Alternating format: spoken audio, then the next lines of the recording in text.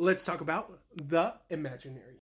The Imaginary is another cute animated film from the studio that brought us Mary and the Witch's Flower, which was a great coming of age movie. And this is another one that deals with some really dark themes about loss and how we cope with. First thing I want to say, the animation in this film is beautiful. The art style, the direction, the visuals, they are all spectacular. There is a lot of imaginative scenery, a lot of cool, quirky character designs, because this movie is essentially about imaginary friends and this girl who kind of creates her own to cope with the loss of her father. There's like this whole sub universe of imaginary creatures and how they kind of like live amongst us and where they go to find their own like sanctuary. So it's a very interesting movie because the movie itself is very unassuming. It's very cute when it starts off.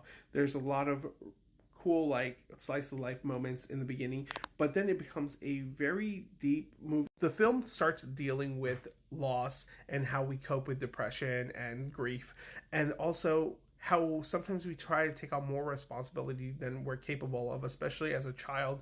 We put so much pressure on ourselves, or they do, trying to make their parents happy and to seem like they're stronger than they are. And in another way, this movie also deals with mortality and the feeling of being forgotten, but it does it in such a cute and really endearing way.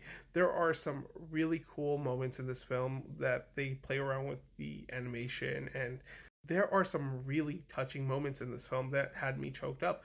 I was in literal like eyes watering and ready to cry. Some really inspiring moments, some moments that really hit home, and it's just such a well told story. My only real gripe with the film is the villain and how he kind of feels forced in to have some kind of danger. He doesn't really have much of a motive going into it, and he just kind of pops up just to create tension and chaos for no reason. His storyline really doesn't go anywhere. It doesn't say why he's doing what he's doing, why he's going after imaginary creatures. It's just a kind of lackluster villain. He's just more creepy, not in the good way, than anything. But aside from that, this movie is really cute, really emotionally packed, and it's a great watch, especially if you're going through depression or going through loss or something and you just need a way to cope. This is a really good way to experience that in a very meaningful way.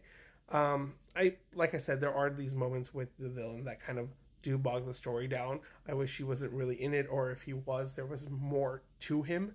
But overall, this is a really good and fun movie.